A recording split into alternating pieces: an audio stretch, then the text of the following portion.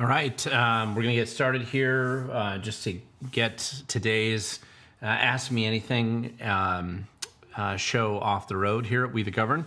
And we're back kind of on our regular Tuesday at 5:30 schedule.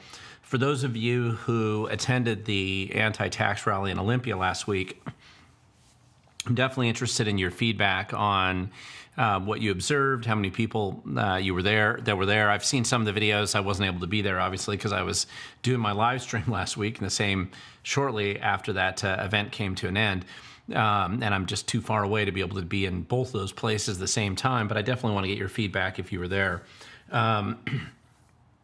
The one thing I wanted to mention today is that we've done a handful of the DOGE Washington classes so far, just teaching citizens how to become more effective at digging into government where they live and exposing corruption, fraud, waste, starting down that road to recruit whistleblowers in government at the local and whatever other level that they can find them. And so I feel like there's been some positive feedback from that process. About 100 people have gone through those training classes just in the last couple weeks. Next one I have is going to be out in Spokane Wednesday, and so if you don't know where that is, just look at the We the Govern website, DOGE training class, front page, link on it. You'll see some of those events coming up.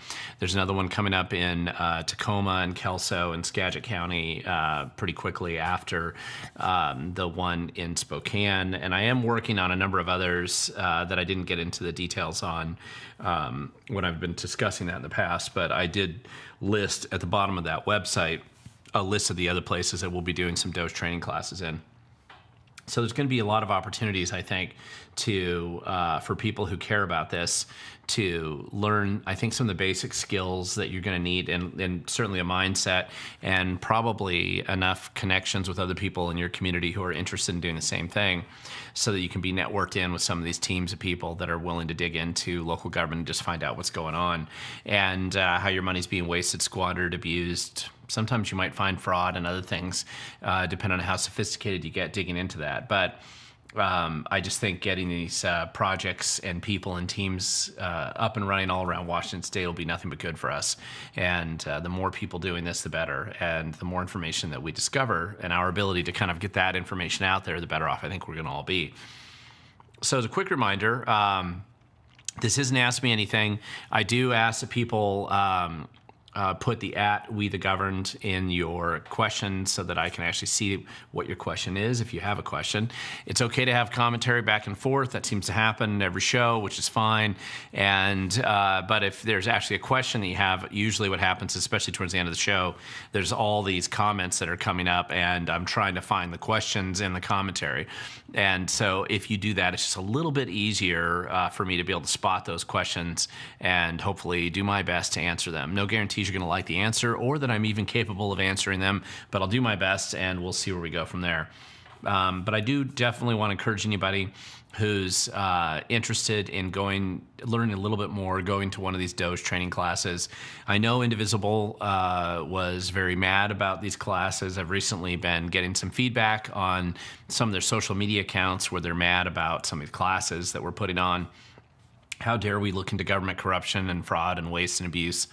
Apparently, if you're part of Indivisible or on the left, there's no greater evil than uncovering problems in government and trying to fix them, because, of course, those problems and that corruption is usually what it gets money laundered into whatever left-wing operation is going on right now. So I'm sure that's part of the reason. However, we are in the final days, in theory, on this legislative session, and there's a lot of chaos going on right now in Olympia, and I think that we're going to be discussing that a bit on the show tonight, or at least I anticipate that being kind of a part of the discussion tonight. The main, I did a video on this, and I actually call it Legislative Days with D-A-Z-E instead of D-A-Y-S, but we're really down to this last week, theoretically, a little over a week of legislative session time, and the inevitable lack of productive behavior that has been occurring in Olympia, and how that's leading to this problem where I think the legislature's hitting a wall. and they're going to be unable to produce a final budget, and therefore they'll probably have to go into a special session. That seems inevitable to me. Maybe I'll be proven wrong, but my guess is that's what we're headed to. Special session is going to especially be forced to occur when they don't do the one thing that the legislature is pretty much obligated to do every time they get together, which is just finalize the budget. I mean, that's like their one thing they have to do. And I think it merits a better discussion and detailed discussion about why it is that the Olympia legislature is just failing to achieve some of the goals that they say that they have. And getting into that is going to be very important. And of course, it's a tale of two caucuses, because there's a big difference between what the Democrats have been trying to do and what the Republicans have been trying to hold back in Olympia this cycle. And there has been a really big difference. So it's worth discussing that as well. Now, the core outline that I wanted to start out with for tonight is just a quick, there were three things I mentioned in the thumbnail and kind of the brief description that I discussed when launching today's live stream. Number one, for those of you who are not aware, the Washington State University instructor that assaulted the student and attacked him on the street for wearing a MAGA hat, he was indeed fired from Washington State University, as was his partner in crime, the other WSU employee who assaulted that same student.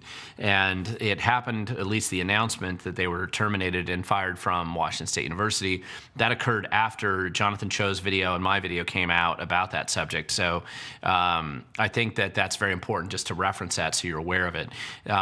So he was fired. He did indeed lose his job. So there was some consequences. The court case on the actual assault charges are coming up, I believe, end of this month, if they stick to their court, their kind of court calendar. My guess is the guy's going to plead down and probably get away with a wrist slap, but we'll see. It's certainly made a lot more news than I'm sure that instructor or the leftists on campus at WSU really wanted it to get, so we'll see where it goes from there. I will point out that even though I knew about that story about a month and a half, I think, before it going public, one of the reasons why you don't go public with a story like that is that you have to go out and verify a number of other elements of the story. So I did interview the student, who I found quite credible. Jay seemed like just a very normal student, clearly pulled into something that he didn't want to have anything to do with when he was assaulted by this instructor. I'd also did look at the police.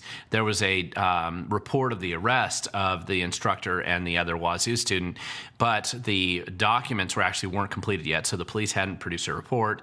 The body camera of the arrest wasn't available yet, and the surveillance video from the street, which there were two cameras that caught the assault, that information hadn't been released, and I think everybody, including Jonathan, mostly were waiting to get that stuff out and then produce the video. I'm really glad that Jonathan did that video with the Turning Point crew originally, because he did a much better job than I ever would have been able to do, and he got it out there a lot quicker, and he's a great journalist, and it's super important to have more and more people doing that type of reporting.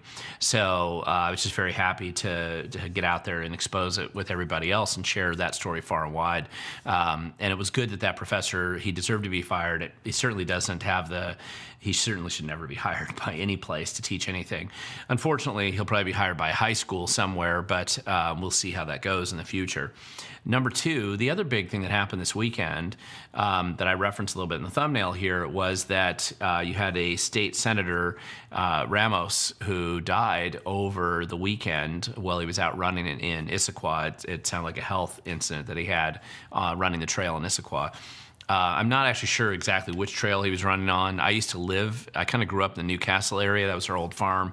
So I'm fairly familiar with that area. And I'm curious as to where he was actually running. Odds are it was on a trail that I used to run on too. So it strikes me close to home, something like that happens. He was not that old of a guy, but listen, you never know when your time's coming sometimes. And apparently he passed away. Now, one of the questions that tends to pop up when this happens is, what's the process that occurs to fill that seat?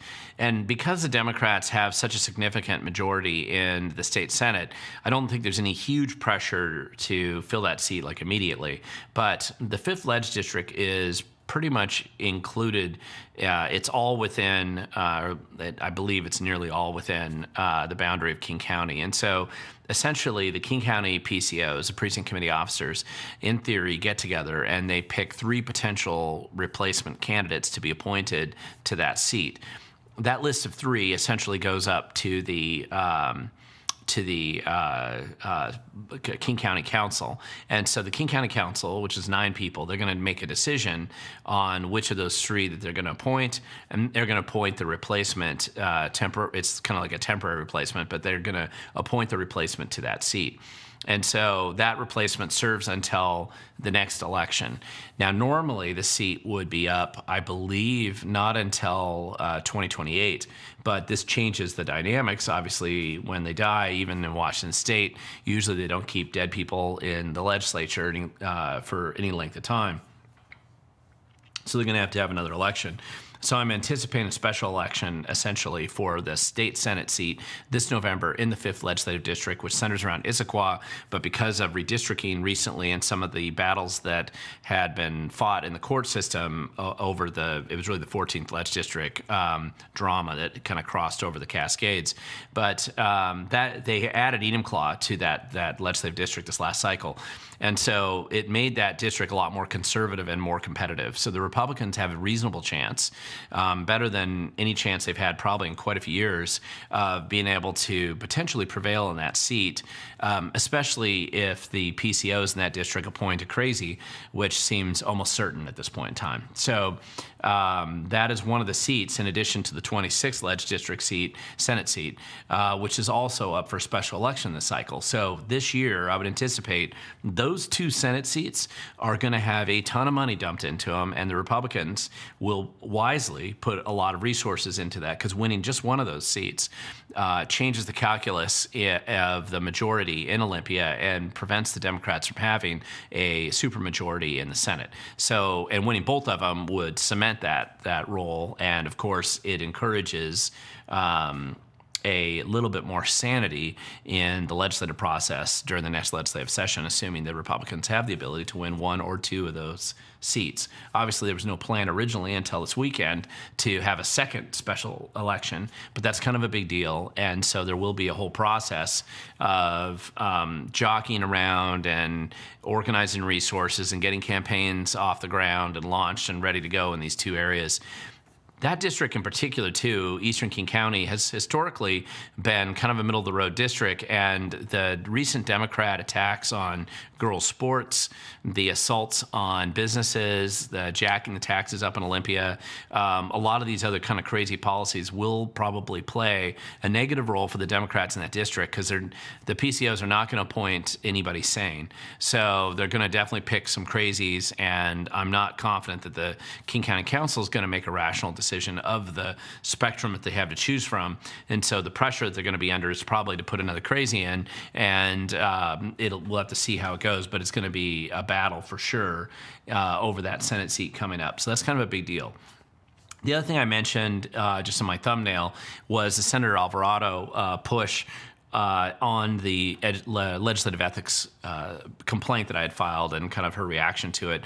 And I redid a video, or I did a second video on that complaint that launched over the weekend, explaining a little bit clearer what the specific way that her employer profited and benefited from her push for rent control, and how they exempted themselves from those rules, and how they got another $2.7 million in grants after she was in the legislature, and how she's getting paid hundreds of thousands of dollars from this company, an NGO supposedly, but essentially a multi-billion-dollar NGO that is ensuring that they don't need a lobbyist anymore. They have her in Olympia to push whatever their agenda is. And again, it is illegal under Washington State, even in Washington State's legislature, to push bills and legislation that directly impact you personally and profit the company you work for, among other things. So I think that legislative ethics complaint is pretty solid. It's not the only one that's pending right now. I do have another legislative ethics complaint against the Washington State Democrat caucus in the House side. I believe it's the House side focus, but basically for continuing to put out they were basically campaigning on public resources over this last year or so. And so those are the 2 I think those are the only 2 ledge ethics complaints I have in there right now. There'll probably be some more pretty soon. But so that was kind of interesting, and that is continuing to evolve as the rent control drama hasn't been completed yet. There's gaps and significant differences between the Senate and the House version, and this whole reconciliation between these 2 versions of this bill. The idea why they're going down this dumb idea for rent control, which has failed every single time it's ever been tried. But again, failure seems to be the predictive model for the choices that the legislature puts forward. Now, another thing I want to point out as we jump into some of these questions is that the legislators in Olympia, the Democrat majority in both the House and Senate sides, seem particularly disjointed and getting a little bit more unhinged as the session is coming to the tail end. Supposedly ending was April 27th. I think it's supposed to come to an end. And they clearly aren't even remotely close to being done with the transpo budget, which they're a little closer on that, or the main operating budget, and all this delusion around the taxes. And the thing I want to explain, and I produced a video on this today, which I'm launching tomorrow, but if the budget stayed the same as it was over the last biennium, which is almost 100% increase over the last 10 years. So it's a $72 billion 2-year budget. So when the Washington State does a budget, it actually is for 2 years. So it's not just 1 year. That's $72 billion for a 2-year budget. The proposed budget for this cycle is $80 billion, give or take. Again, you can round that number up and down a little bit, but essentially it's an $80 billion budget, the majority of which is actually a leftover disaster cost increase caused by Inslee's renegotiated kickback deal that he had with the public sector unions, giving them massive pay raises. That's really the lion's share of that increase of the $80 billion. And so a simple solution, without actually having to do a lot of cuts in government specifically, would just be to freeze the, stop hiring more people and freeze the salaries at the last biennium level for public sector workers before the Inslee negotiated deal. Because remember, he negotiates it and he dumps it in Ferguson's lap, or essentially at the next legislature after he's gone. So he negotiates this as his kickback scheme for these guys for all the money and resources that they gave him while he was in the governor's mansion, and he doesn't have to deal with the consequences of this massive increase. Now, historically, the way Washington State's economy's been going, that sometimes it would grow fast enough that it could absorb that kind of an increase, but this time it isn't, and we've had unusual growth over the last 10 years or so, a little bit more than that. It's probably last 14 years, basically, of really significant and substantial growth. And so we're going to be back to a more normal growth pattern, and the Democrat policies exclusively are focused on destroying that. And instead of having even irregular growth, they're talking about really trying to destroy the state, chasing out businesses, destroying financial future of most people that live here if their policies are enacted. And so trying to put a kind of control on that, prevent them from doing what the Seattle Chamber of Commerce called the kamikaze economic policy.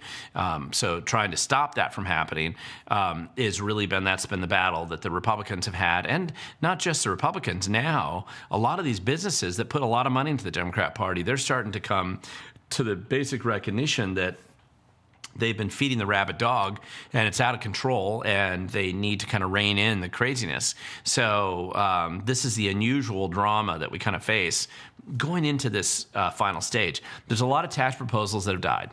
The only one that I think has completely died was the dating app tax, which was a weird one. But the Democrats apparently decided they wanted to have a special tax on dating apps.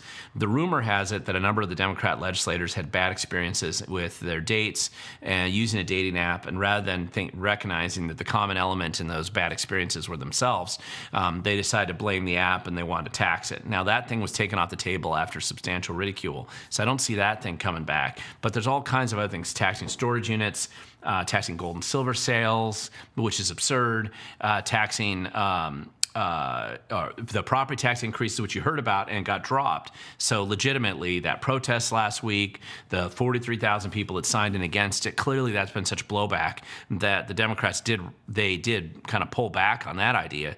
But it's still kind of it's existing out there in the background on some of these new proposed Senate bills that haven't been voted on yet, but they're still kind of alive in this zombie-like state that the legislature is keeping some of these things in. And none of the Democrats seem to be willing to go back and listen, we can avoid all the tax drama, all the abuse that gets inflicted on the community, and just simply go back to that one negotiated, bloated, overpriced kickback scheme to AFSCME and SEIU and whatever public sector unions benefit from it, and just say, listen, we got to go back. That was negotiated by the previous guy, and we got to go back and freeze it. Instead, they're trying to talk about furloughs, which are very difficult to manage and kind of a messy way of sort of reducing costs and certainly reducing whatever low quality of service is already existing and dropping it to an even lower quality of service, but not really saving us that much money in the process. So all this drama is unfolding right now in this final week of the legislative session with no clarity as to what's actually going to be done pretty soon. So we'll have to see. Now, remember, the other thing I want to point out, and I brought this up in my video tomorrow, but Ferguson said he wouldn't sign some of these taxes, like the unrealized gain insanity. That's totally delusional, and nobody else does that. But there's a reason why they don't do it, is it's an untested, untried, and unverified way of trying to collect taxes. But so in Ferguson's saying this because Nick Hanauer and some of his big, deep-pocketed donors have told him that they absolutely want him to oppose it. And then Ferguson's wisely listening to them. He doesn't care about you and I or the Republicans, but he is listening to some of his big, deep-pocketed donors. And so he's saying he will not sign it. But that is different than saying he would veto it. If he would veto it, and that's what then he should come out and say that he's vetoing it. But he's not saying that. He's just saying he will not sign it. And in Washington state, we don't have a pocket veto. We have a line item veto in our state, which Ferguson has actually used a couple of times, getting rid of emergency clauses off of bills that clearly don't deserve them. But mostly, if he doesn't sign it, it still becomes law. It just gets delayed a little while before it becomes law. At the federal level, the pocket veto exists for the president. He doesn't have to sign things, and they will not become legislation. But at the state level, we don't have a pocket veto. So I think it's important to mention. Let's jump into these questions. Sorry for that long wind up there. There's a question up here. This is W. Hey, Glenn, what was the outcome from Congress and the property tax bill yesterday? Keep up the good work. Well, it's not Congress, it's the state legislature.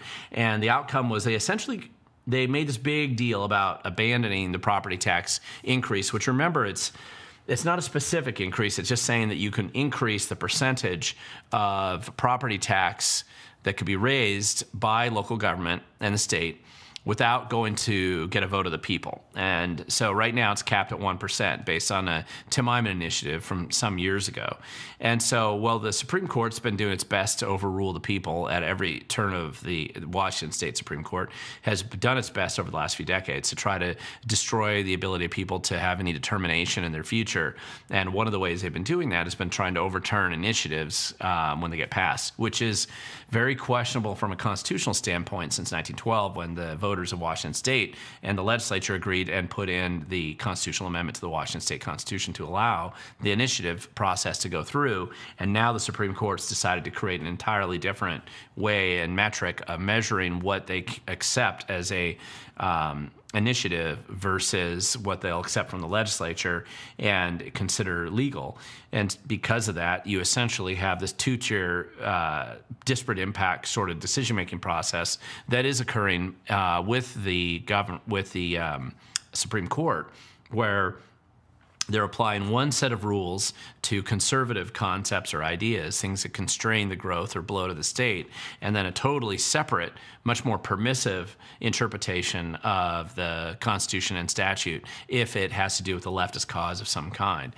And remember, most of these judges, unfortunately, started out their political career, and believe me, it's a super hyper-partisan political career, the path that they're on, because they were appointed by Governor Inslee or Governor Gregoire before him, and coming up now with Ferguson. And so their ability to be honest or accurate or even pretending to be neutral in their decision making is long gone, and the decisions that they've had in recent times clearly reflect that. So this is one of the challenges that we face when we're dealing with it. But the 1% restriction has stayed on the books despite that tendency of the Supreme Court to try to overrule it, and this push by the Democrats to try to find some way of extracting more cash from people. It was a big push, and it's the one that has had the biggest blowback. So we'll see where it goes from there. Chris Evans, hi Glenn, I've heard about your channel. What kind of challenges do you foresee in a long-term relationship between the U.S. and India regarding trade? Well, that's an interesting question. I think probably the biggest, it's a little out of topic. I usually focus on Washington state issues, but let's talk about India a little bit. India and China are going to be different in their relationship with America, even though they tend to be lumped together. I used to do a lot of business in China when I was doing manufacturing. This is years ago, before I became an activist the way I am now. And the manufacturing kind of superpower that was built up in China that didn't happen overnight, it took decades to get there.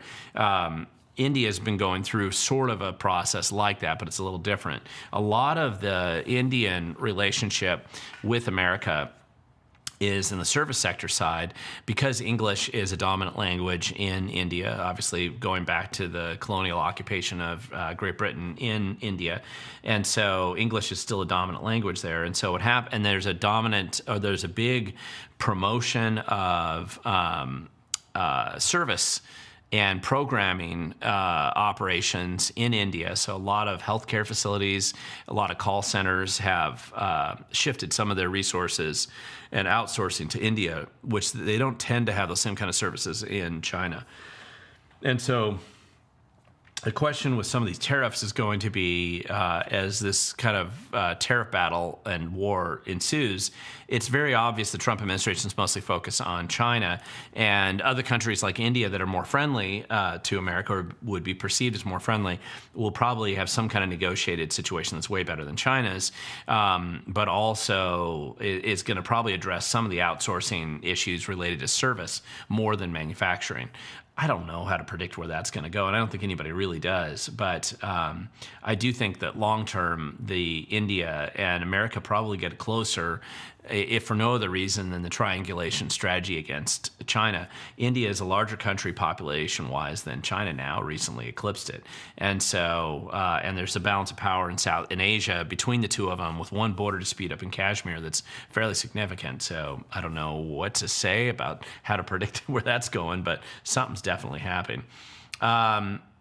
Okay, and this was your second part of that question, which I think I addressed there. Thunderstriker, hi Glenn, did you hear that the Trump is laying out trade demands while China's threatening other countries? And the answer is yes, because it's only been in the news everywhere lately. Yes, so China's threatening other countries that if they make a trade deal with America, that China will punish them. This is just who knows where this is going to go. There isn't anybody out there able to truly predict where the outcome of this, because of the complexity and the players that are involved. It's chaotic right now. We'll just have to see where it goes. So we'll just see where it goes from there.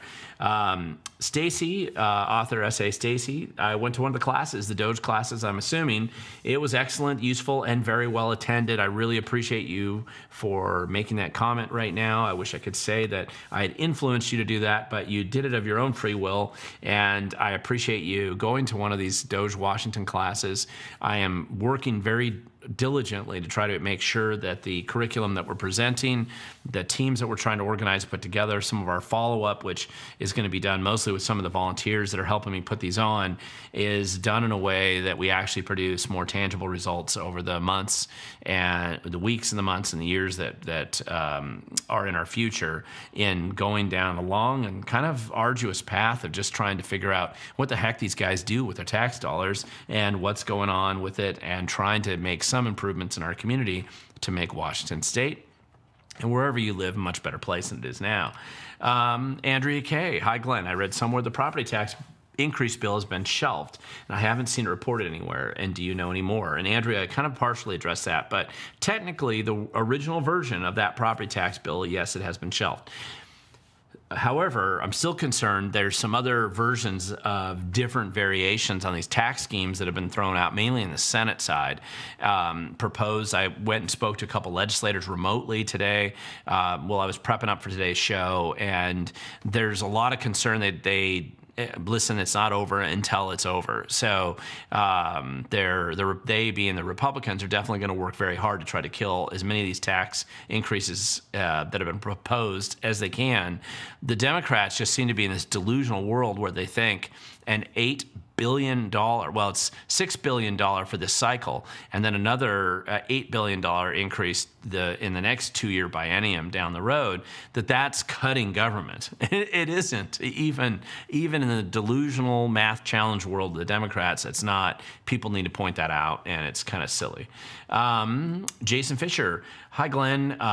What are your thoughts on Vancouver, the Vancouver mayor, blaming Battleground for homeless, while at the same time bragging about the homeless services, turn off the money faucet, a good start? I think what you mean is that what she's angry about, of course, the Battleground shutting off. It's the same concept. We've been talking about this for, at least 13 years now. When it comes to these homeless industrial complex, the more money you put in, the worse your problem will be.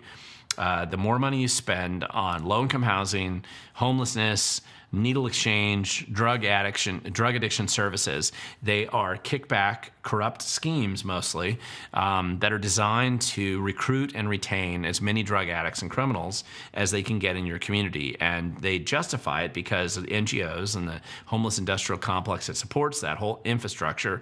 They need that money in order to keep going. And so they will always, the more money you give them, the worse your problem will be, because you are rewarding failure and giving them enough money that they can pay themselves a lot of money to ensure the problem gets worse.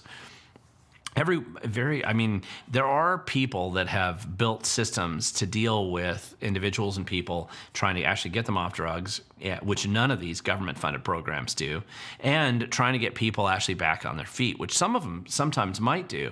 But what happens is the bad operators chase out the good ones, because the good ones give the bad operators a bad name because they have a little bit more success or they use the money better. And so the bad ones are the ones that are staying there. Vancouver has a bunch of bad ones there. And of course, what they don't like is the competition. And one of the things they like to do is just blame another city for saying, listen, all the homeless drug addicts in your city have come to ours because you're not giving them a bunch of free stuff. And we can't ship them up to you because they won't stay there because you're not giving them free stuff. You're not letting them camp on the streets, defecate in public. You're not letting them shoplift with impunity. You're actually enforcing the laws. And so that's what she's complaining about. And that is how it rolls. This has been the same thing with the dispute between Olympia and Lacey. Tumwater used to be part of that too, but Tumwater's essentially joined the Olympia problem, and they've decided to collude to make it worse. But Lacey seems to generally be holding the line, trying to be a more rational steward of the tax dollars and maybe discourage sex predators and discourage homeless people from actually occupying their place. Of all things, Kenmore actually stood up against this, whereas someplace like Redmond decided to go down the yellow brick road of failure and install one of those low-barrier homeless shelter opportunities right in the middle of their city, only to the detriment of the people who live there. And so you're seeing this dispute and battle going on all over Washington state, and jurisdictions that have different approaches that are right next to each other are visibly able to see there's differences in results. And so for those who don't hand out the money and feed the ducks, they're going to find fewer ducks coming around making a mess in the streets. And those who decide to give free stuff to everybody, like Seattle and other places, it just gets worse there. And obviously Seattle's been trying to export the problem that they imported in the first place to the surrounding communities and dump them in Kent and dump them in Renton and dump them in Federal Way, dump them in Burien. But the problem is started with this recruitment process, and you're funding NGOs and operations that are dishonest and have zero interest in actually solving the problem in any measurable way at all. And then again, as I've said, yes, the legislators, this has been unusual. This legislative session is genuinely unusual. It depends on, if you haven't seen a legislative session, and this is the only one that you've really paid attention to, I'm sorry, because you're not able to fully appreciate the contrast that this represents to other legislative sessions where, trust me, plenty of dumb, bad ideas were certainly in play, bad decisions were made, bad bills were passed, and bad behavior was exhibited. But this one takes a cake so far, at least so far that I've seen. And my guess is that it's probably a true statement for the past couple generations that this one might take the cake for the highest level of craziness in the proposals. And the bills that have been proposed. Now, a lot of bad bills have died, and that's true. But we're down to this final chunk of time in the wire where basically a budget and the taxes are all decided. I mean, all the high drama bills now all the other stuff gets kind of watered away. And now you just have these final level of chaos. That's what we're dealing with right now. And it's exceptionally dumb and bad, and we'll have to see just where it goes. So it's just been pure chaos. Jason Fisher, will Sideshow Bob retaliate against Adams County for their active lawsuit against the state? Well, to be fair, the state initiated litigation against Adams County initially, and so the lawsuit that Adams County now is coming back at the state is really defensive in nature, and this is something that Sideshow Bob really made a mistake on, I think, and really Nick Brown kind of picking up the mantle for Ferguson to kind of run down this rabbit hole. It's a loser fight for them because they're essentially trying to get Adams County to accept violent, illegal aliens who are criminals and sex predators and drug cartel members and keep them in the county rather than getting them deported out of the country. And again, Bob Ferguson and his attorney general are on the wrong side of this issue, at least the way I think most people view it. So how much Bob can retaliate beyond the initial abuse that they've already imposed on Adams County, I'm not sure. I kind of think the worst pressure's already passed, and now we just have to see where it goes. Remember, they're not the only county doing this. You have Skamania that's also come out and done some similar things. There's some counties in Western Washington that have as well. Some of the more conservative counties in Western Washington, Pacific comes to mind now. Lewis County, there's a number of these counties that are starting to actually stand up for their people and deport, or at least cooperate with ICE in the deportation of violent criminals. And so Nick Brown is going down a yellow brick road of disaster, probably for him. If he keeps doing that, Ferguson will celebrate it, of course, along the way. But it's one of these weird things where I think Ferguson wants that sort of credibility with the street cred with the lefties without actually getting the disastrous outcome that their policies produce. He's trying to walk this line, he being Ferguson, primarily because he's going to be primaried by the left within the Democrat Party. So the civil war that's going on inside the Democrat Party, it manifests itself in some of these elections you'll see coming up. Maybe this year you'll see some of that in some of these local elections, but I think mostly you're going to see it in the 2026 election cycle. And this is the camera hog guy who is the number 2 in the state, or the national Democrats, the guy out of Florida who wants to primary a bunch of Democrats who he doesn't think are strong enough. One of the Marie Gluesenkamp, who is the congresswoman from the 3rd Congressional District, falls into this category because the Democrats don't like her because she voted for ID. She's voted with the Trump administration now a couple of times. And of course, that's not allowed. And so the Democrats are freaking out and making a big deal down the 3rd Congressional District. However, it's widely recognized that her district is very vulnerable. She knows this. So do her close confidants. And the Democrats at the national level know that because they still are, there's a very narrow margin that the Republicans have in Congress right now. So they're unlikely to primary her here. At least I think they are, but I don't know if they can completely control the left. So there may be a primary that does occur. And in Washington State, with the top 2 primary, that's a challenge if that happens. So that for somebody like Gluesenkamp, it's difficult. Gluesenkamp Perez in this case. So but I think you're going to see it more where they challenge and go after Democrats in safe seats who they believe just aren't crazy enough. They don't have enough Trump derangement syndrome. Camera Hog said he wants more of that. And so we're going to have to see where it goes. But I think that's how some of that civil war at the national level in the Democrat Party side is going to relate to what's going on here in our state. Plus, you got the added bonus of Act Blue going away as a functioning fundraising platform with the federal investigation into their money laundering operations. And the inevitable reform that I think starts really with June on some of the Homeland Security databases that come out and look at how many non-U.S. citizens are registered to vote in Washington State, which they've been doing since 1993. And so there's probably a large number, and the size of that number is going to make Steve Hobbs look like a liar, which he was when they made him go out and make that statement a few weeks ago. And so with the Department of Licensing regularly violating federal law and openly violating it, no doubt violating it, nobody should be really pretending that they don't violate it. And they can't stop the feds from releasing that list and then revealing how many of these people were registered to vote and how many of them actually voted and what happened. I don't think that the number that voted is going to be necessarily a huge number, but it will be larger than nothing, and it'll certainly make the Secretary of State's office look like liars, and I think that, I don't know why they'd set themselves up for that, but that just seems to be what they're doing. Let's see, Michael Case. Will this bill signed into law yesterday that limits militias from operating in the state without Ferguson's approval mean that he can be held accountable for actions taken by Antifa? Now, that's kind of funny. Yeah, I hadn't thought about that. That's a great question, Michael. Potentially. And I never really thought about it that way, but since Antifa is really the only violent group that we've had organized in our state outside of government now in a long time, with the work that they did up in Seattle to actually help part of Seattle secede from America for a period of time with Chaz Chop World and the people that died in that whole experience, and the burning down the house wherever they went. And then the media might have been covering up for it, but the regular people know that that's a problem. So I don't know. That's really interesting. Good question. I like that one. Let's see. Miss Minder Sue, the tariffs will take care of us paying taxes. They're just crazy. That's funny. I believe it's illegal to tax or put sales tax on the sale of gold and silver. Well, here's the thing. Washington State, based on a movement in our state back in 1985, a bunch of regular folk got together.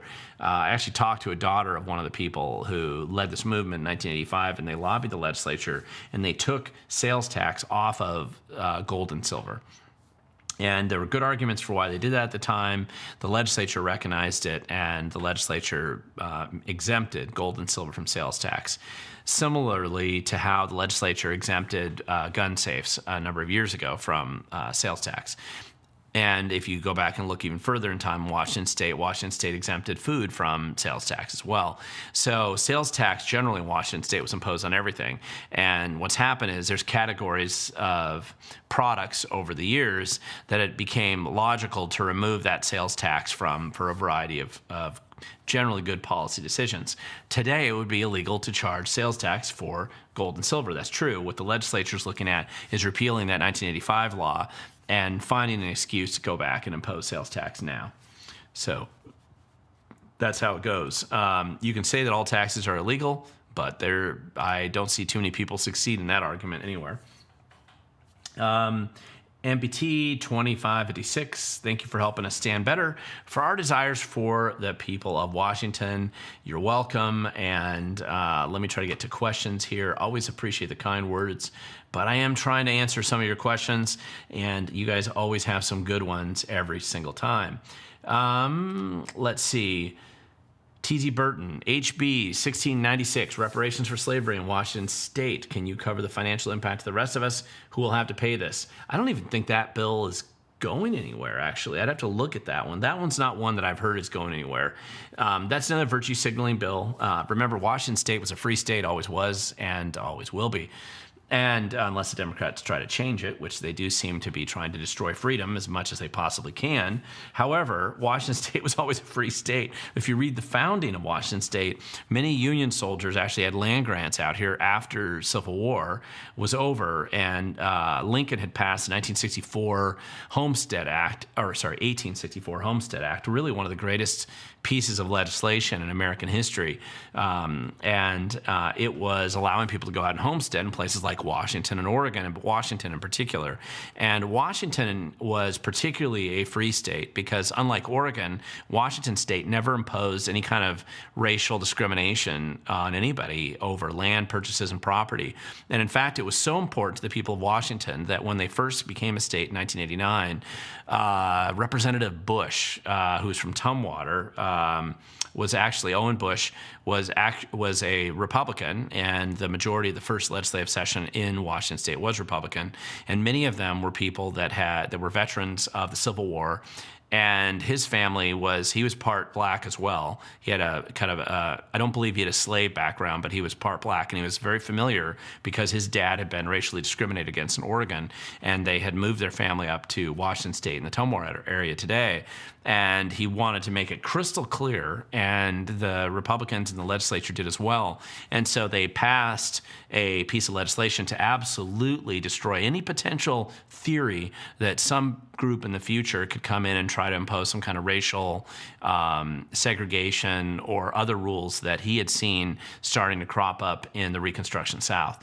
And so, but of course, the Democrats don't like the fact that the first black man in the state legislature was actually a Republican. And so they've refused repeatedly now over the years to actually put any kind of memorial or historical representation about this man, Owen Bush, up in the state capitol, which has been interesting. The Republicans tried to push for that a couple years ago, and the Democrats tried to shoot it down. But why a free state like Washington, whose founders fought and died to protect and fight against slavery and prevent any kind of vestiges of that horrible institution from existing.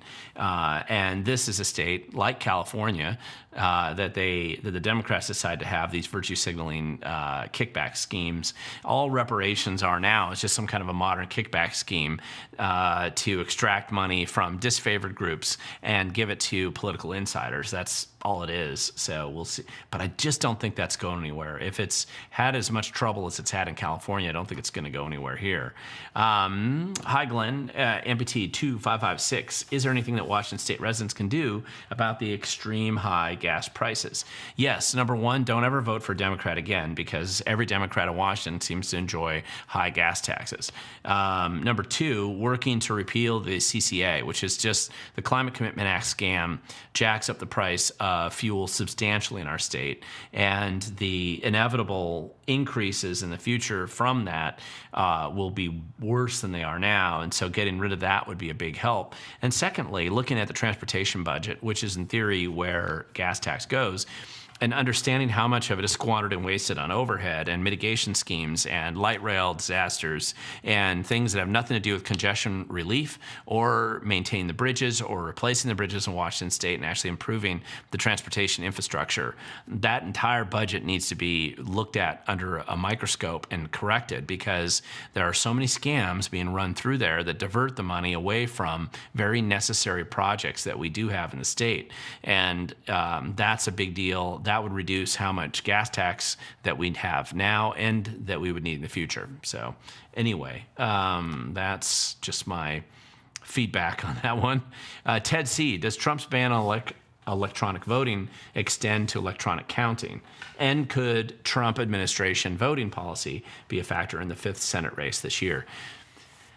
That's a good question. Now, here's the thing about and you're specifically, Ted, you're referring to the executive order that the Trump administration put out a couple weeks ago. I've done a couple videos on it already.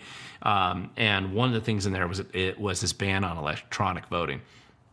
The only thing that would affect is in Washington's current election system is the goofy omni-ballot scam that King County and some of these other counties have signed up for, and the online voting, kind of remote voting program that requires them to vote that way, and then they supposedly do a replacement ballot to run through the machines. It doesn't affect the counting machines specifically, provided all they're doing is mechanical counting. The question on it's going to be more on the clear ballot type system, how you would interpret that, because that's the dominant voting system that's used in Washington State.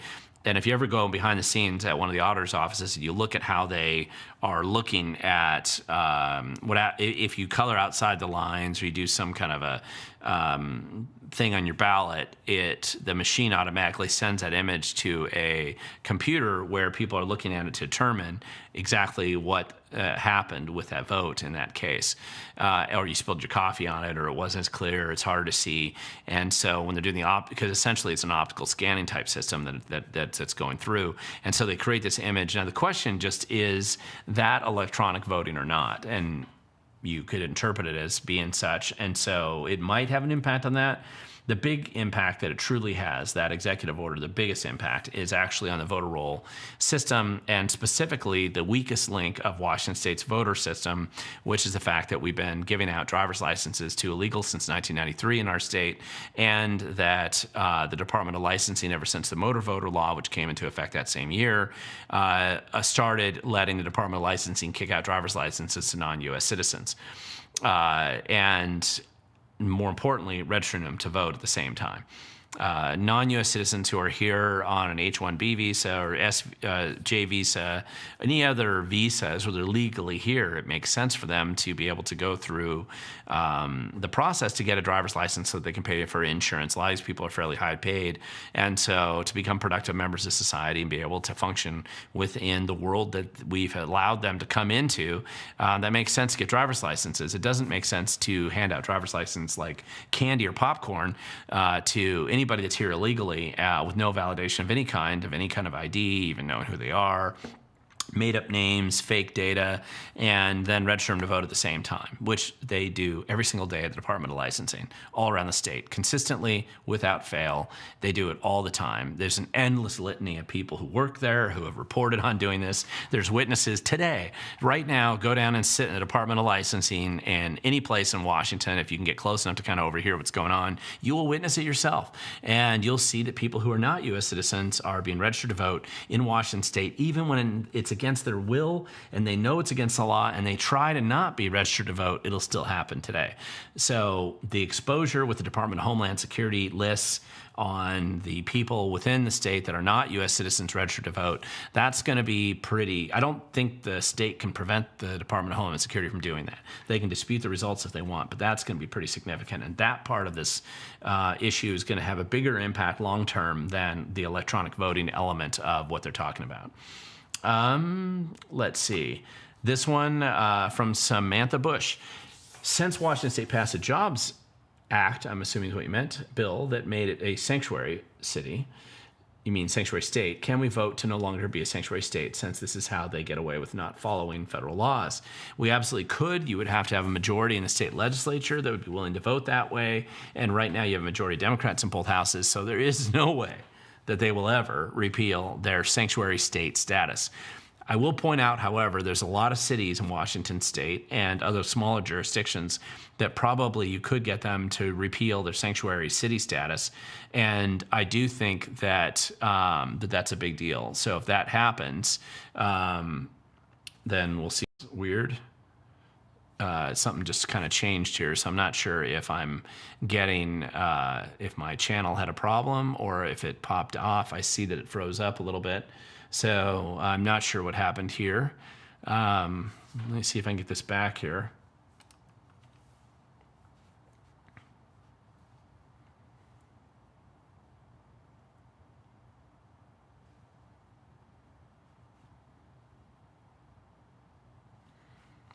I think we're back online, so we'll see if that actually works here. I hope it does. Sorry about that. It's a technical problem, and I noticed something happened up there, but I have to look off camera here to kind of get a sense of what happened, and so I can see the drop in the viewers. So hopefully we're back online here. The next question here is Scully. Why did the legislature let the change upgrade of the culverts on Highway 9 die in committee?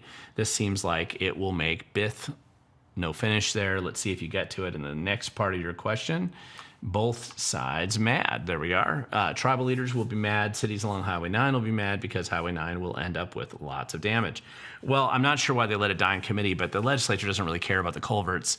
And to some extent, the tribes don't really care that much either. It was just a leverage point they could get to jack up the culvert increases. It was a massive political battle, so there was some value attached to that, but and upgrading those culverts is not the worst project in the world. It does waste a lot of money, but remember, the legislature would rather kick those cans down the road and let another set of people deal with them, and so that's generally how they kind of look at that. Anyway, that's just how they do it. Let's see, BJ Bumblebee. It was a well-choreographed session, likely planned on over the past 5 years, but with several items needing higher tax base to pull off reparations. Fortunately, property tax shelved, gas tax increase.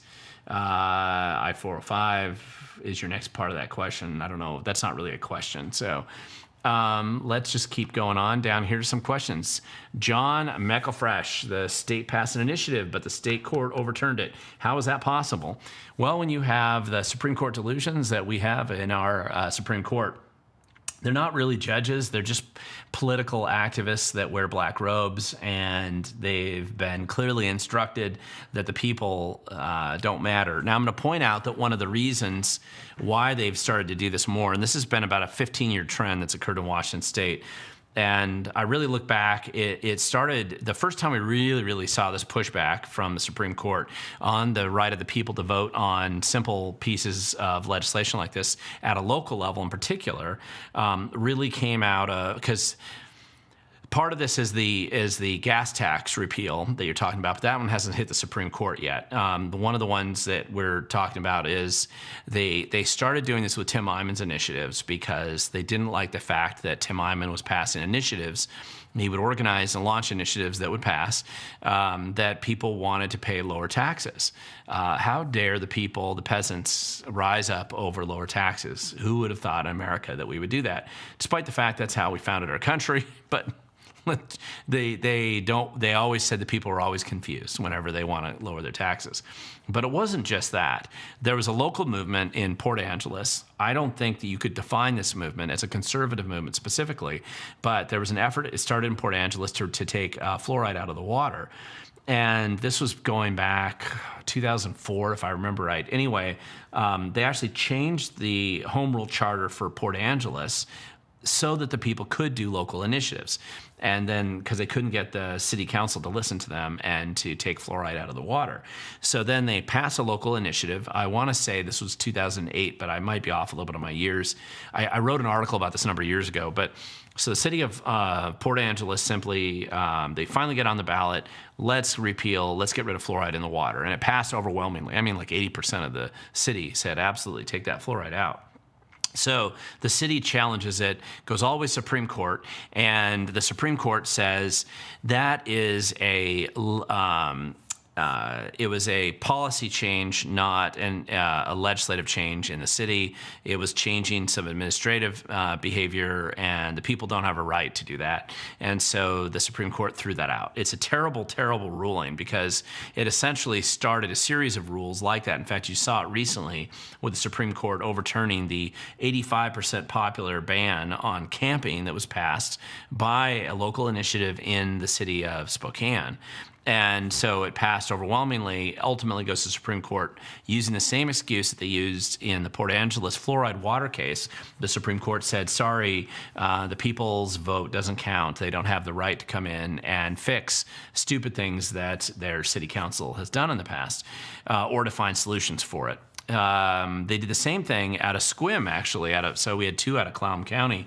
Sequim actually did something similar, but it was a different issue. What they did is they said, listen, we don't want to go into debt on bonded debt, without the people being able to see it and vote on it. So there were some types of debt, like raising taxes, you had to go to the people and they'd have to vote on it. But there was other types of debt that cities and jurisdictions were allowed to take because they had revenue streams coming in from something, so they could bond based on those revenue streams. And so there was a citizen who ran an initiative. It was a transparency initiative more than anything else, because it would let people actually know about this debt that would otherwise never be known by most people who live in the jurisdictions. It did a great job with the initiative, passed overwhelmingly in Squim. Of course, it was appealed, it was fought. It was almost a 10-year battle by the time it got to the Supreme Court. This guy was running this thing all by himself. And it took years. He was winning, he was losing, he was winning, he was losing. Finally gets to the Supreme Court. And the Supreme Court essentially threw that out too, saying, sorry, the people are too stupid, always confused, and the people shouldn't have the right to constrain their elected officials and their crazy decision making by allowing the people to have decisions over policies that are implemented in the city. So that was just ridiculous. But that's the challenge that we have with the Supreme Court, specifically with the initiative process. That's why when somebody's trying to push your county, if you have a county that's not in a home rule charter, the idea of initiatives, local initiatives, being a big thing in your local county, that's not true. You're only able to run crazy leftist initiatives. You're not allowed to run initiatives that constrain the abuse of government in a home rule charter. And that's one of the reasons why it's a false promise of local initiatives that gets pushed through a home rule charter movement process. It's always a lie. It's always been a lie, at least in recent times. And as long as we have a Supreme Court that keeps ruling this way, they'll ensure that that's always a lie. So that's not a good reason to ever do a home rule charter in your county. Just, boy, did I go off on a tangent on that one. Is there a tax on that? I'm not sure what you're talking about. But don't give them any ideas in Olympia, because if they get it, they will try to find a tax. Okay, update, Ted C. 1696 passed a week ago, and they suspended rules to pass it. Of course they did. So this is the one, let's go back to this one. 1696, this is the one you were talking about, reparations for slavery. Okay, I just don't, I'll have to go back and look at it. I don't know that law, so I'll just have to go see what it actually is. Anyway, we'll see how that goes. Jason, thanks for asking those questions, by the way. That's one that was slipping through. I remember when it was proposed, but dumb virtue signaling ideas like that get proposed often. They don't usually get all the way through, so I'm not familiar with that being law, but I'll go look. Again, if there's no corresponding Senate version of that bill, it's dead on arrival, and it will be gone in about a week. A special session could maybe keep it alive, but I don't think that's going to be anybody's priority right now. Jason Fisher, question. Thoughts on Colorado Armory bill that will cap how many guns you can buy a month, cap how many guns you can own, and require that you register every firearm in your possession? Well, here's my thoughts. I think that that's going to be the mission number one piece of legislation on Second Amendment that probably gets challenged in court. Colorado, to some extent, is basically trying to do its best to out-left the lefties everywhere else. And remember, it wasn't that long ago that Colorado was a relatively conservative state run by weak, if relatively unconservative Republicans. And if you ever read the blueprint, you'll understand why Colorado flipped, and why every single conservative state that you think you're going to move to that's going to be any different could go down the exact same road to Colorado. Because usually in conservative states, the Republican Party is as close to useless as useless can be, asleep at the wheel and asleep at the switch and totally unaware of their own incompetence and frailty. And when seriously approached by leftist causes and proposals and infiltration and running candidates who have an R next to their name but actually are leftists, and they don't seem to be able to manage that process very well, they can go down the road of Colorado. Now, Colorado's going down the road fast enough to destroy themselves that there may be so much blowback on this at some point in time that they flip back to being sane, and you get back into a normal state again. But it is kind of a story about craziness that can happen when you allow, especially the billionaire special interests that kind of funded that operation there originally. It goes down and it just doesn't get better, right? It keeps getting worse. Let's see.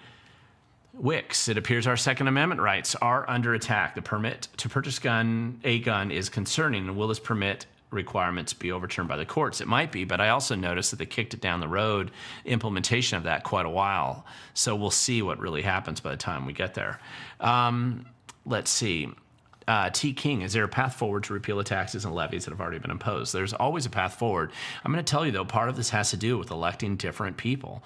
You have to, litigation is an okay path if you don't have any other choice, and that's where you have to go down to try to change the outcome of, something bad. But it requires you to have a legal system that actually functions, and courts and judges that are honest. Washington State has very, very few judges that are honest here. Very few. Most of them are activists first, judges second. So you have to go to federal court. Federal court takes a long time. And again, you're still rolling the dice. 8 years down the road, you resolve your problem in federal court. I'll never forget the St. John's Water District case that came out of Florida. By the way, sort of conservative state, but nevertheless destroying people's property rights there on a regular basis. And it was a great property rights case. It did eventually go to the Supreme Court. It took 17 years from the incident before it finally got to the Supreme Court and was heard. The original guy that started the lawsuit had died, and his family carried on the lawsuit without him.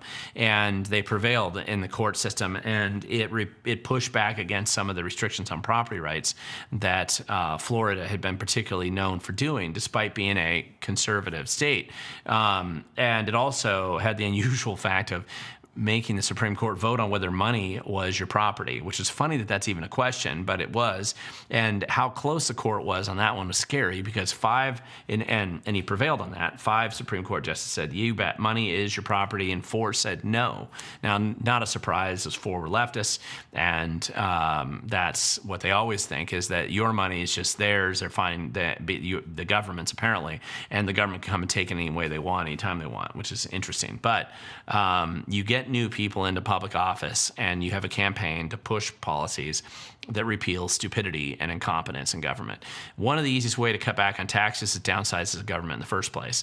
Government spends too much money today, and it's the easiest way to cut your taxes is downsize the government. You don't need the taxes anymore.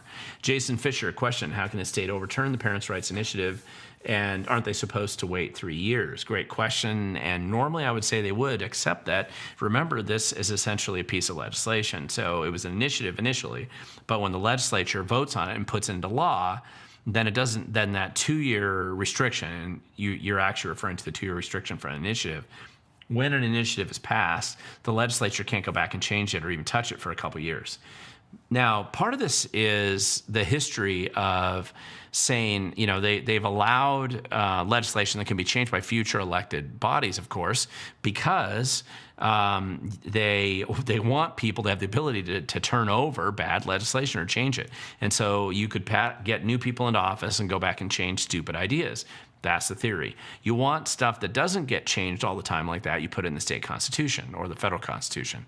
That's the way you at least enshrine the pre-existing rights that you and I already have in some kind of a document. And but that's how they're able to make that change.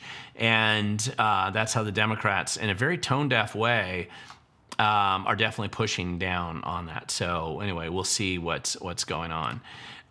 Chris Evans, and I addressed this issue briefly earlier, but it's still a question I'll answer again. Glenn, I heard a WSU instructor was let go after some kind of ethics investigation. Do we know what the investigation was about exactly? Like, what were the actual findings? Well, here's the deal.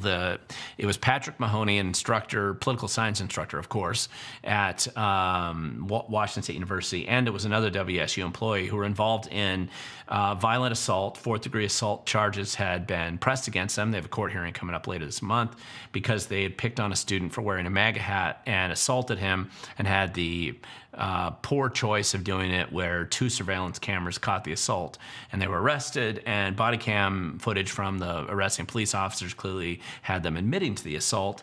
And once it went public last week, then they were fired. So they had been put on suspended leave after the arrest, but I think once it became public and the surveillance videos out there, and they were getting more attention than they wanted to, WSU decided to fire them. Now keep in mind, WSU is dealing with a 15% budget cut and falling enrollment enrollment rates right now. So cuts are coming no matter what. It's not hard to cut people that are under arrest for assaulting people. So it wasn't just something minor. And that is going to answer this question a little bit better as well. So KC1, Fun Life. Will sanity be returned to the people of Washington and vote the liberals out of power? That's always a good question, and we have to see how it goes. I got a feeling that one of the things you're going to see here as time goes by is the combined impact of there's a certain amount of reality that's coming to place. Part of the reason why I think you see such crazy behavior in the legislature is an effort by the existing Democrat majority to deny reality. And it sucks if you have grown up in the bubble of Seattle, which almost all the Democrats in Olympia are from, or maybe you're from downtown Spokane, which is the same thing as Seattle, or downtown Tacoma, or downtown Vancouver, right? These are kind of your pockets, Bellingham, right? Just lefty kind of bubble environments that aren't attached to the reality of the real world. And so you probably know nobody in your life that actually works for a living, and you've been kicked into this artificial environment where you believe that money doesn't exist and math isn't real, and you can't tell the difference between boys and girls, and you don't mind destroying boy-girl sports, and you don't really care if the education system spends more money than it ever has before, and kids are less literate than they've ever been in modern recorded history. And that's what you think good government is, then it's suddenly disturbing to you when you run out of money and you thought that money was just grew on trees and just fell out of the sky. And so that's part of the response. Plus, you couldn't imagine anybody voting for Donald Trump, and yet here he is, he won, despite everything that was thrown at him. And so there's a little bit of Trump derangement syndrome thrown into that. And then within your own side, your Act Blue fundraising scheme program is kind of drying up as government gets downsized as it needs to be. A lot of the money laundering operations start drying up as well. And the idea of importing all these non-U.S. citizens and illegals from other countries and then converting them into voters, that scheme seems to be falling apart too. And so suddenly your whole worldview is in churn. So that's really partially why there's a lot of chaos, and they don't have a lot of good things to point to, because everywhere their ideas get tried, it always fails, and it creates more misery and terrible times. And it reminds you of that professor that you might have had at college who tried to argue and tell the students that socialism has never succeeded and it's always failed because it's never been perfectly tried. The perfect version of socialism or communism has never been tried, and because of that, none of these historic failures really apply to the reality of Marx's utopian vision that if we only do it hard enough, we can eventually make it happen. So that's kind of the attitude that they have. And so suddenly you run into this situation where what are they going to do? Everything that they're doing is failing. And so all they can do is flail and try to extract as much cash as they can to keep the gravy train going just a little bit more. And a lot of them make money off of this, so it's very hard. Let's see, Ted C. Any thoughts on having to pay $10 a day or $30 a year to park for even just 10 minutes at a state park facility? And doesn't this violate general welfare and no titles of nobility? Well, Ted, this is a good question, and what you're really referring to is the park pass, which the legislature also, by the way, voted to change. They're keeping the $10 a day deal, but they're talking about converting the $30 to a $45 a day increase. And I do remember when that was passed originally back in the 1990s. I was pretty annoyed about it at the time, and I remember we would actually park just outside of the park in order to avoid paying that and then just hike an extra few miles in. But that's obviously not a realistic scenario for most people. Yes, it is a scam. It's designed. I mean, there's either you have user fees or you have tax dollars cover it. But having both overlap each other is a definite problem, particularly if the original Parks Department is incompetent and wastes a lot of their money. Then it's frustrating to have to subsidize them by forcing people to pay more. That being said, if it's a relatively nominal fee, then the pushback on it is quite a bit different. What we've seen in the legislature today is there's no such thing as a nominal fee. All a nominal fee is a temporary holding pattern for them to try to invent some way in the future to jack that up to $500 a year or something else down the road. So it's definitely an issue. We'll see. Let's see. Well, we've been going down crazy for over 40 years and counting. Gabrielle Garza, probably true. I'd say 30 for sure, but it has been going down the wrong road. Thunderstriker, I'm getting nervous about 2026. end 2028 with how strong Republicans in specials like Wisconsin, now the Supreme Court, block Trump from using the Alien Act. What's your take? I'm a little less concerned about that overall. I mean, you should always be nervous and never presume that anybody's out there looking, one of the problems I think people have is they're outsourcing freedom to a political party when they need to be engaged and involved where they live right now. Sitting back and assuming somebody else is going to take care of your problems is certainly the path to slavery, because you're just nobody else is going to care enough about what you are working on. So working with your friends and neighbors, again, organized in that way, I think that you can make a big deal and a big difference. And enough people like that do that around a state like Washington. We're a relatively small state. And to get enough people organized, and you're working on city council, and you're working on county commission and school board, and you're starting to clean house, and you're fixing things at a local level, it does tend to percolate up into a little bit more sanity at the higher levels of government as you go. So anyway, I think that there's a lot of opportunities in the future to do better, but don't outsource your freedom to a political party. I think that's a mistake. Let's see. Surprise attack. The west side of the state keeps sending their homeless to the east side of the state with $500 EBT cards, and they show up on Greyhound buses. Doesn't surprise me, and I like that Team Xbox. It doesn't surprise me that they're doing that. The homeless industrial complex grift is unbelievable. So there is no way for you to possibly exaggerate just how corrupt and bad it is, because when you think you're exaggerating, you're going to find out that it only gets worse as you look at it. And now it looks like I've lost my connection again. And oh, sorry about that, guys. I do not know what's going on there. And there does seem to be some problems with the network a little bit here locally. So I apologize for that. I don't know what's going on exactly. So hopefully that's not going to continue. Let's see. See if I can catch that back up and live. It looks like I'm having a problem up on this screen, and that I think is indicating to me better what people are actually seeing. But I'll jump right into this now. The next question here is from Eniat Mule, right down below. Hi, Glenn. Curious if you have any thoughts, yay or nay, on our new insurance commissioner, Patty Cooterer. Yeah, she's crazy. She's a terrible person in that position. One thing you can absolutely guarantee is with her in your insurance commission position, everything about the insurance industry in our state will get worse, and the cost for you and I will get higher. We just have to elect somebody that's sane in that position, and she is not. So that's one of the challenges that we have. Chris Evans, hey, can I ask, are we still confirming federal judges right now? I heard about it during Trump and even a lot with Biden. Is that still happening, or did it just fall off the radar? No, it's still happening. I mean, any given period of time, there's usually, again, that's the appointments from the federal level. There's a number of federal judges that are being appointed right now.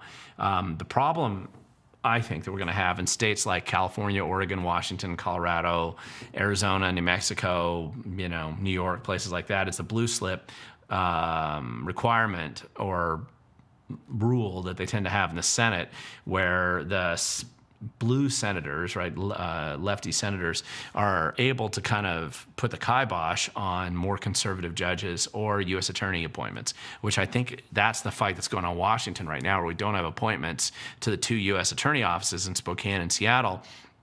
We don't have final appointments because there's probably behind-the-scenes arguments going on right now where these the lists that the Trump administration would have put forward is not the people that the senators would accept. And so the lefty senators, and anybody they would accept, is not going to be a good person in that position. So that's the fight that's going on right now.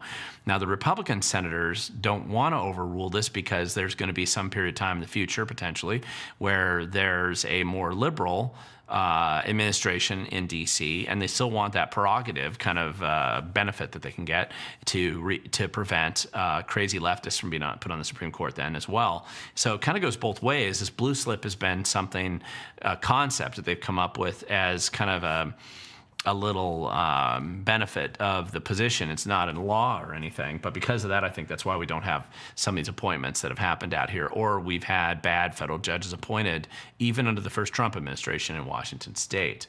John McElfresh, the RTA tax is for completion of the total project. Instead, they're trying to start another levy for another partial leg. Why is the builder not paying to complete the project? And what you're referring to is the light rail program and the endless tax program. The best way to understand light rail in Washington State is if you understand what a Ponzi scheme is. It's about absolutely never finishing the project and kicking the can down the road, making a lie about something that you say you're going to do in the future, but get the money today to pay the debt from yesterday that you wasted because you were incompetent, your management process was incompetent, everybody's on the grift and on the take, and nobody's auditing anything, and it's just a complete sinkhole of taxpayer funds. And you can presume that the people who fought you sometime in the past, they're gone because you've outlasted them and you've had billions more dollars to waste since then. So you've had a chance to buy a lot of politicians and special interests and insiders who just grift off the operation and ensure that nothing ever gets done. And there is no plan to ever have a functioning light rail system at all, because if you ever built it accidentally, then the grift would go away and you can't have that. So that's essentially how it works. As long as you understand what that kind of a Ponzi scheme is, you'll understand Washington's light rail system, which doesn't even get up to the point of hauling 1%. It's a disaster from the beginning. It'll never pay for itself. It'll never really solve anything. It certainly won't reduce congestion. And it's been one of the biggest wastes of money I can see. Not the only one, but one of the bigger ones. Let's see, Thunderstriker, is deporting illegals acceptable? But shouldn't we also see some real treason arrests? Deporting illegals is always acceptable. It's been done since the beginning of time. Every country does it, actually. It's kind of weird that it's even come up as something how we can't do that. But and shouldn't we also see some real treason arrests? I just don't know how much. Treason is one of those things where people throw the word around a lot, but nobody really... It tends to be in the eye of the beholder to some extent outside of really significant and obvious cases. So anyway, we'll just see where that goes. Glenn Vanderwell, how is it even legal for non-citizens to be law enforcement officers? The answer to that is it shouldn't be. So great question, but they shouldn't be, and that's why you saw the big drama in Pierce County with the sheriff there said there's no way I'm going to hire non-U.S. citizens to go out and enforce the law in America. That is delusional. It is a delusional, bizarre idea that the left has had lately, and it's another one of these dumb ideas that will not be good. Let's see, John McElfresh, I'm being taxed on my money lost. Vehicle depreciation, I don't understand how that math works. Don't worry, no one else in government does either. All they care about is how much money they can extract from you, and if they can get you to give it to them, that's their big goal.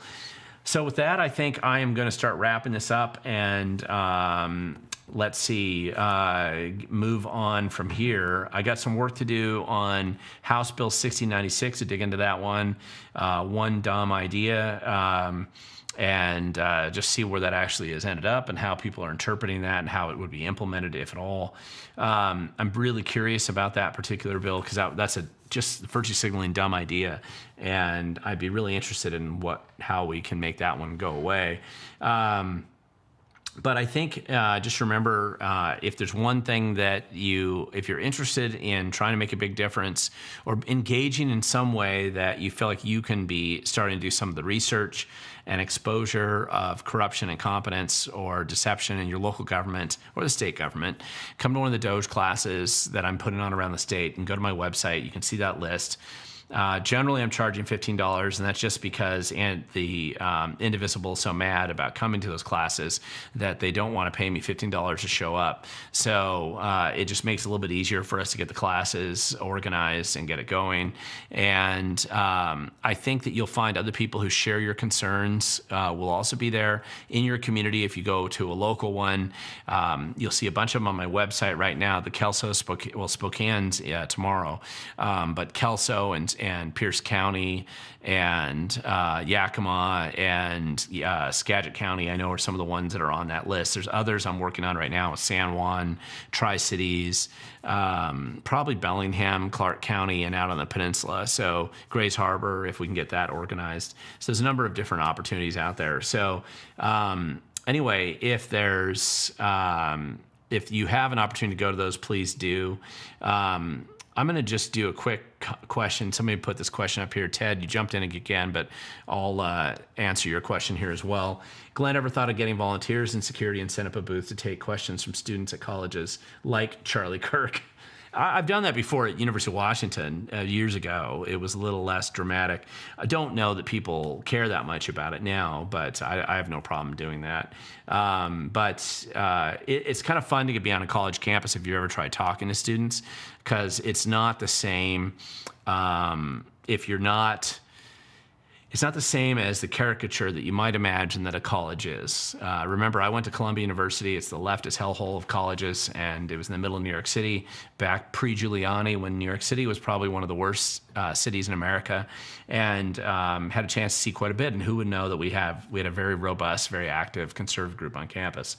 So anyway, I just think that there's a lot of opportunities to make a difference. And if you're looking at some of the things that interest the younger generation today, it's definitely the fact that they've been screwed over by the older generation, and they're going to have to pay the price, and I think they're recognizing it. And so there's an awakening coming. I see it all the time now, where people are realizing that they need to step up and be engaged so that they can have a future that's better than what the left is planning to give to them. And so I think that's just important. With that, I'm just going to kind of close it out for tonight. I usually try to do these for about an hour and a half, and I've gone past that by about 20 minutes or so. But I hope that that this was value added for you tonight. If you're going to be at the DOGE Washington class tomorrow in Spokane, I will see you there. If you're going to be, I think it's Monday, then I'm going to be out in Pierce County. I'll see you there. And I believe it's that following Thursday in Kelso. I'm not looking off my list, so I'm kind of going off memory right now. I'll see you there as well. So with that, I hope all is well. I do plan on doing the next live stream Tuesday next week at the same time as today at 5:30. Thanks for your questions, guys, and just keep sharing this information out there. I think the more people that are allowed to question authority and start questioning what's going on around them, the better off we are. Think of your question for next week, and we'll see what happens between now and then, and whether we're in a special session or not. With that, again, go out there, be engaged, be involved. Future belongs to those who show up. Thank you guys so much for showing up today.